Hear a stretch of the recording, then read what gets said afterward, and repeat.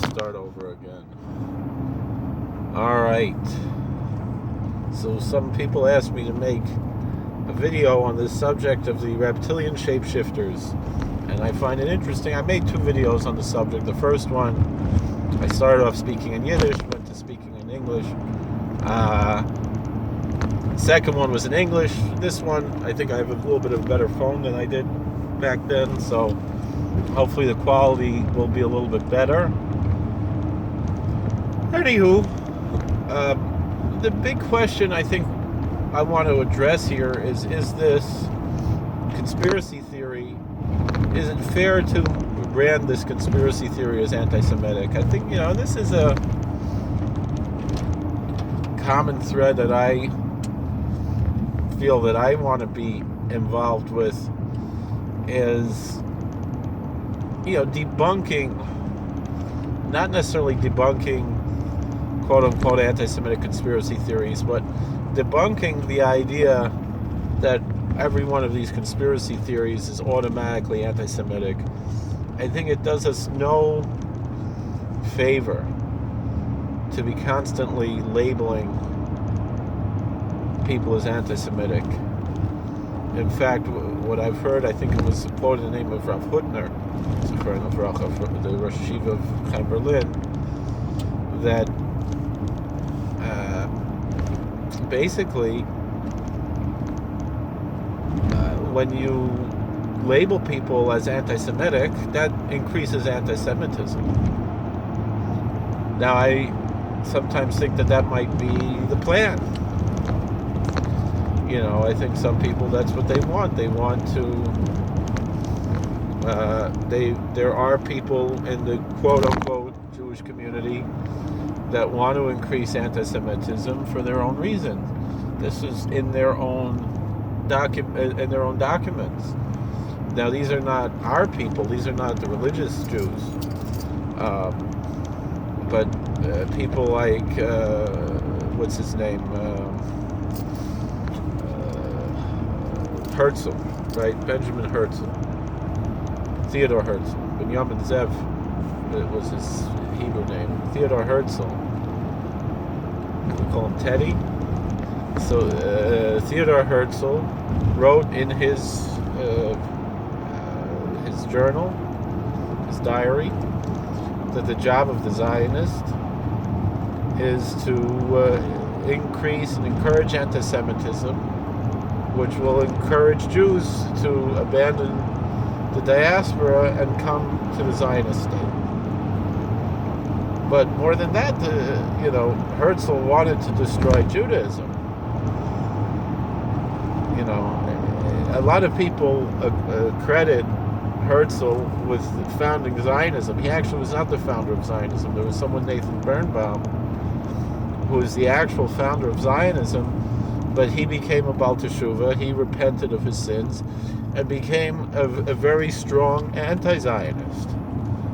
And not only that, but a very powerful spiritual powerhouse, an inspiring person who was really pushing the Jewish community to strive higher and higher in spirituality. A very powerful figure once he turned his life around.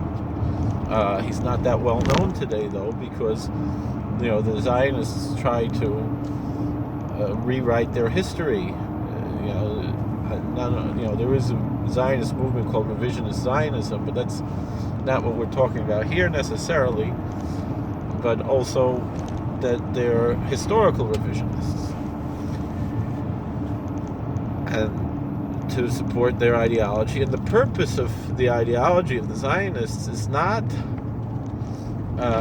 to resettle the Holy Land. Herzl didn't care about whether it was a Holy Land or not. The purpose of Zionism was to take Jews away from Judaism and replace Judaism, which is a religion, with Zionism, which is a nationalism. And this is why the vast majority of rabbis before the State of Israel was founded opposed Zionism. And then just a lot of people felt pragmatically, once it exists, how are we going to deal with it? and there were different approaches. And the fact is that the Satmar are very pragmatic people. If you know anything about Satmar Hasidim, they are very practical, pragmatic, Balabatisha people. They're not, they're not the extremists that the media likes to paint them as. They're very normal people, down to earth.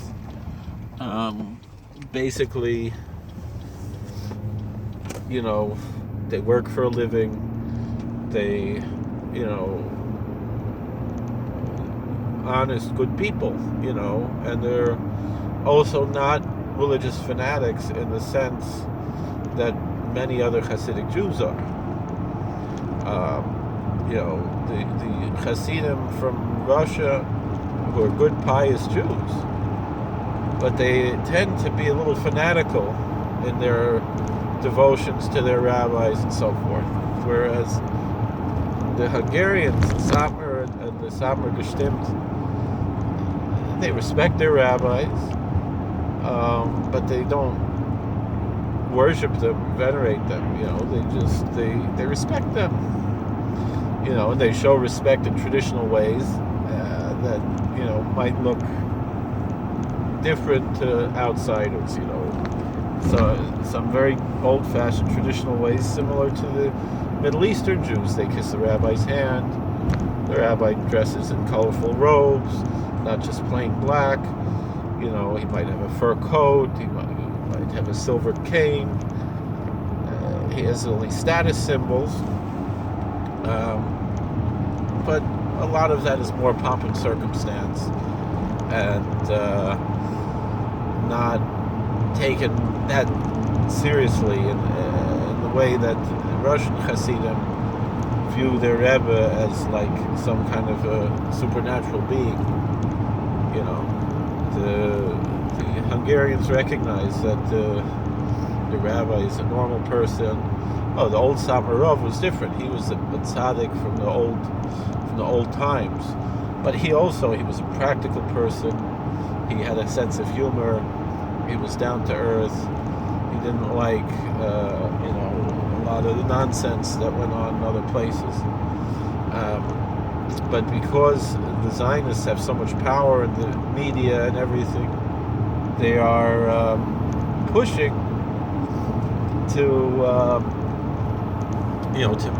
paint this very fine, peaceful, pious, but normal, down-to-earth community as some kind of fanatics or some kind of mafia or some kind of all kinds of false, sometimes they even make false cases against innocent people just because the Zionists want to push their weight around, that showing their political clout and power over this community that's very normal, down-to-earth, pious community of people who work for a living, and they work hard, and they live pious lives, not really simple lives. They're not Amish. They live pretty normal lives, and but they have their culture that they love, and they stick to their culture and their community, and family is very important. Things like this. Whereas the Zionists wanted to just totally uproot everything that was Jewish and transform Jewish identity into something that was totally foreign and different to what we have. The history then,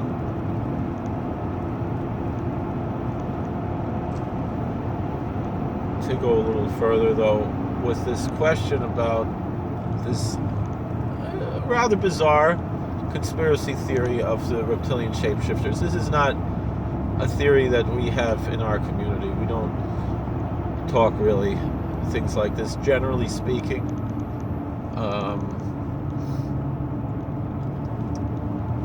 Some people might have beliefs along these lines, but for the most part, it's not the way that someone like David Icke presents it. It's not really the way we see things. But what I wanted to examine, I remember there was a documentary about David Icke and the Jews, and there was a meeting about with the Jewish Federation to discuss what to do about David Icke coming to speak somewhere. I don't know, it was Toronto or something. And there's someone who came to the meeting and said, I thought that this would be an honest, open, intellectual discussion about the pros and cons of what's being claimed here, rather than just labeling this man as a bigot unwarrantedly.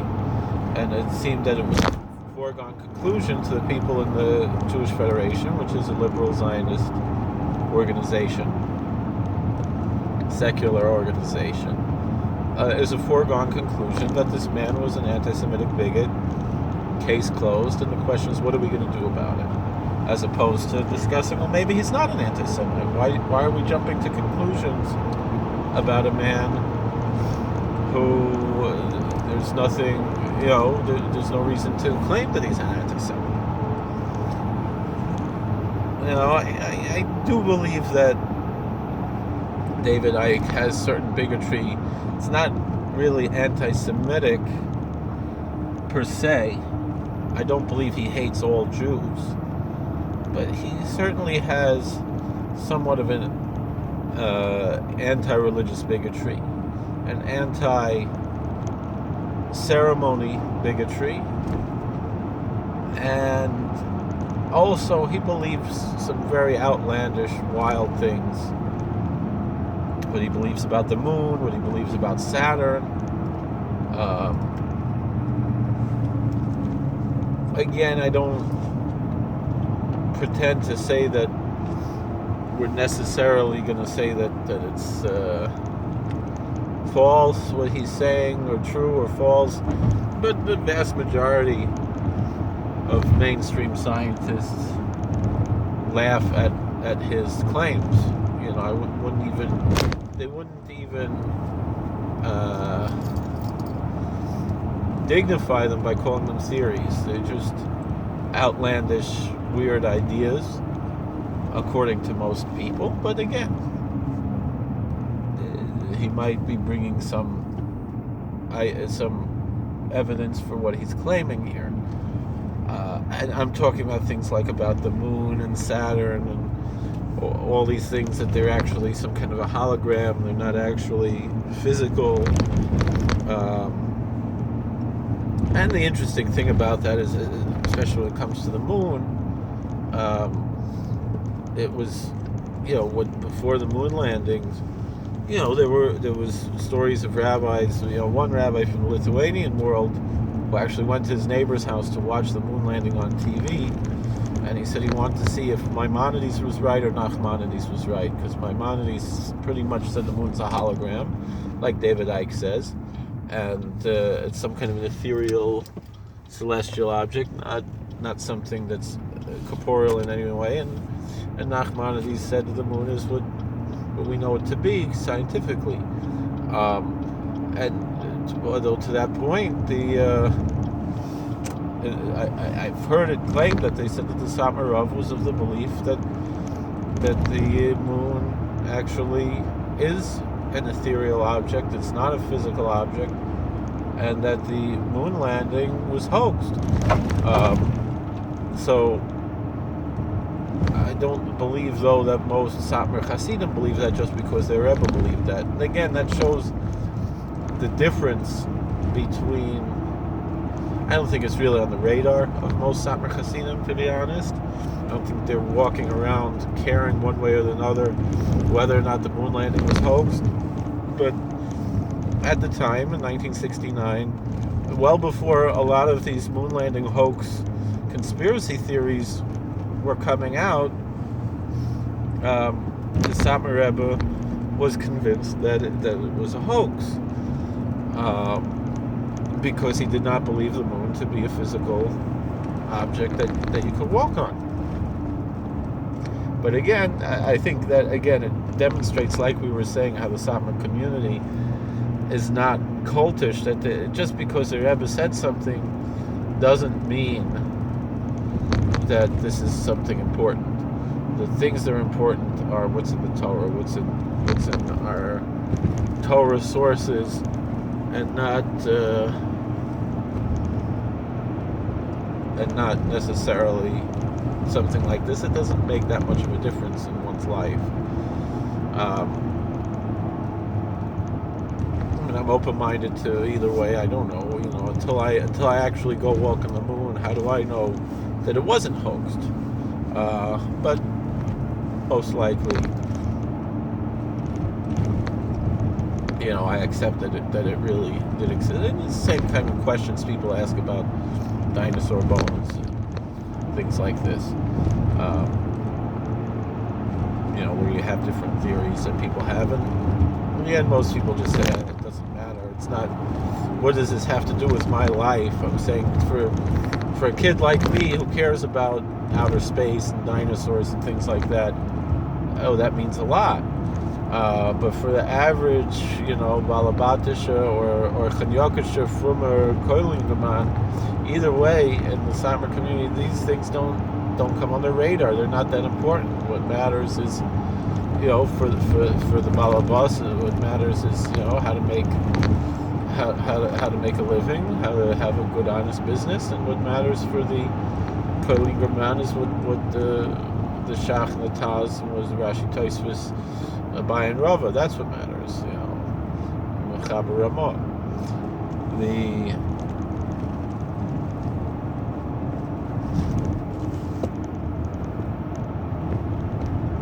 With all that being said,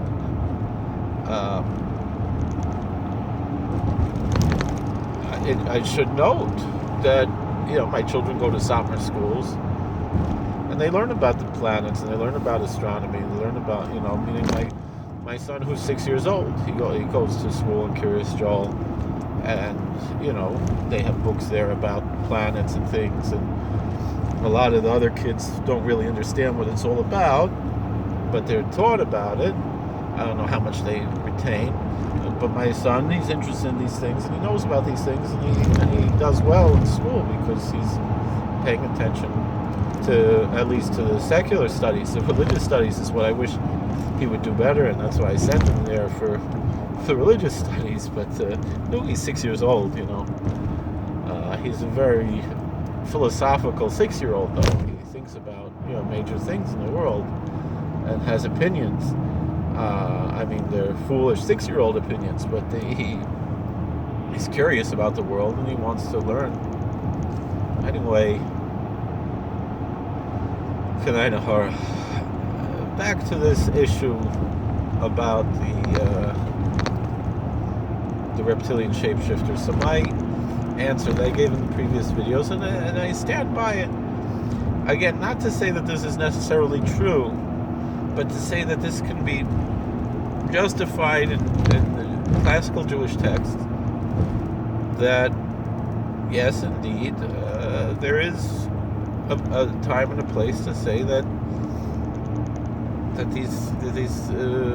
there's some source in the Jewish tradition to support this idea.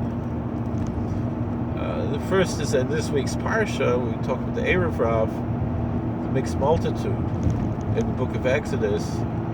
That word Erev could also be translated as the hybrid masters, the hybrid master. That there were some kind of a mixed, when you say mixed multitude, means not only human beings that convert to Judaism, which according to Rav Victor Miller, that was the greatest Kiddush Hashem in history. That was the greatest, sanctification of God's name that ever was. Is that so many non-Jews convert to Judaism. That's not the problem. But the Zohar lists that there were 5 species, 5 races of the Erev that were non-human. The mnemonic device is Nega Ra, and it stands for Nephilim. Everybody who is into these conspiracy theories knows about the Nephilim. Giborim, also like giants. Anakim also means giants, which sounds kind of like Anunnaki. Which again, the conspiracy theories would be interesting. Rephaim is another type of giant, which also seems to be some kind of a non-human. And an interesting one is the Amalekim. The Samarov discussed this, saying that the Chofetz Chaim said that the anti-religious people who present themselves as secular Jewish leaders are Erev Rav Mizera Amalek. And so the Samarov pointed out that this is from the Zohar, which is where this source is of Negara, of the evil plague of these 5 species of Erev Rav. And so therefore, and that's the thing, the secular Jews, they always say, well, how dare you say that another Jew is Amalek and this and that? And my answer always is Judaism is a religion, not a race. And, I'm not interested in what Hitler's definition of who or what a Jew is. I'm interested in what Shulchan Aruch says, a Mechal Shabbos for Hesi is Goy L'chol Davar. That someone who publicly desecrates the Sabbath is considered to be like a Gentile. They don't count for a minyan. Their wine is not kosher. Doesn't mean that they are a Gentile. Doesn't mean that they're not obligated in mitzvahs. But they don't have any of the privileges of being Jewish. They only have the obligations. And they are in sin, and they're out of the covenant, and they have to repent.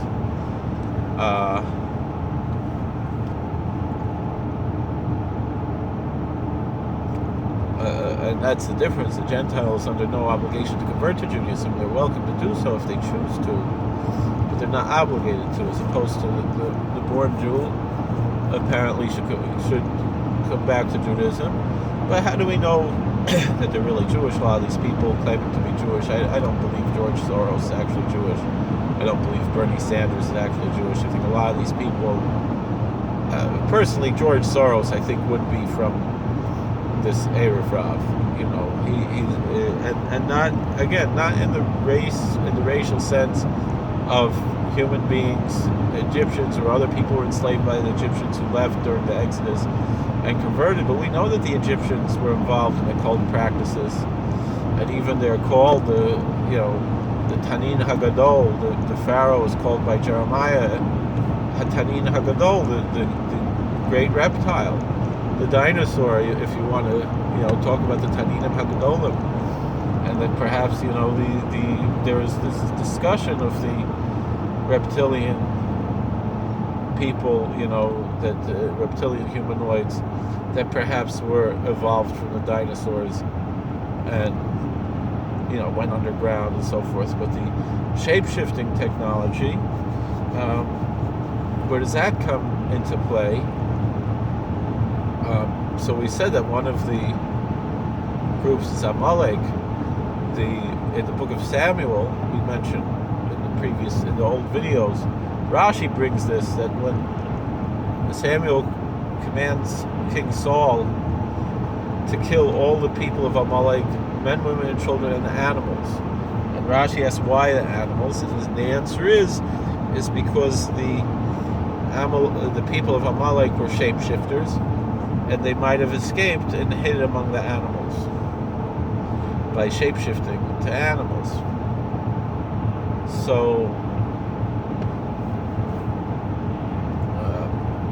you have all of these aspects: the extraterrestrial, non-human, hybrid, bloodlines, the shapeshifting aspect, the reptilian aspect, even all these things you have there.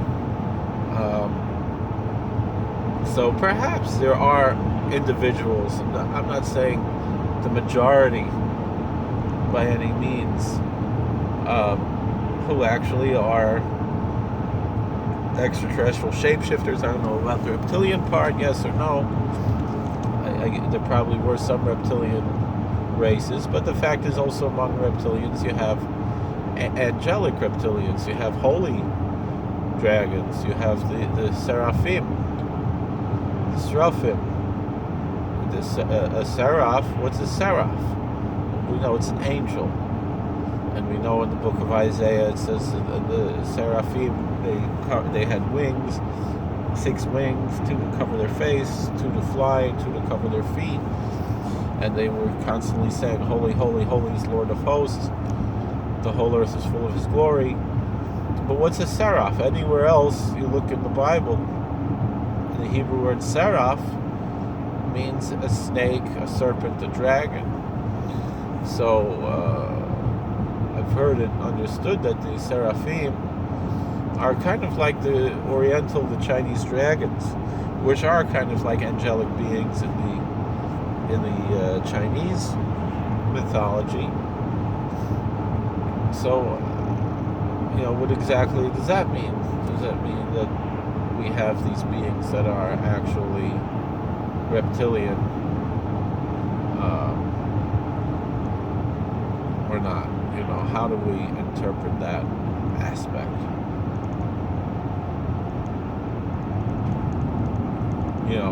And there could be both. There could be the reptilian humanoids that are, more earthbound, and they're even extraterrestrial in nature in some other form, and not in such a positive way. And then there could be these holy dragons, the seraphim, and they could both be there, and maybe they are related one to another. We don't know.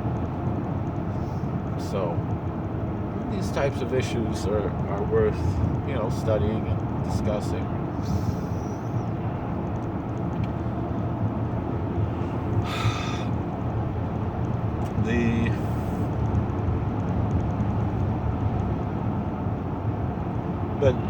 The main issue that I want to bring up here is that I don't see any issue. First of all, I've discussed before, I despise the concept of anti-Semitism. I prefer that we speak about Judeophobia rather than anti-Semitism, that we stop racializing what it means to be a Jew and identify it purely as a religious identity. But with that being said, in the folklore we do have Shadim Yehudoyin. There is such an idea as, whether you want to translate Shadim either as demons or as jinn, like the genies of the Muslim lore. And the Muslims also have the same idea that the jinn are religious. That and they have the same religions that we have. Whatever, Jewish, Christian, Muslim, the jinn have these religions. And so the same idea can be found in the Jewish tradition. And so these beings who are of other races, other species, extraterrestrial species, worship God much in the same way that we humans do, and they also have a plurality of religions. I particularly feel that when you have common themes in multiple religions, it certainly points to something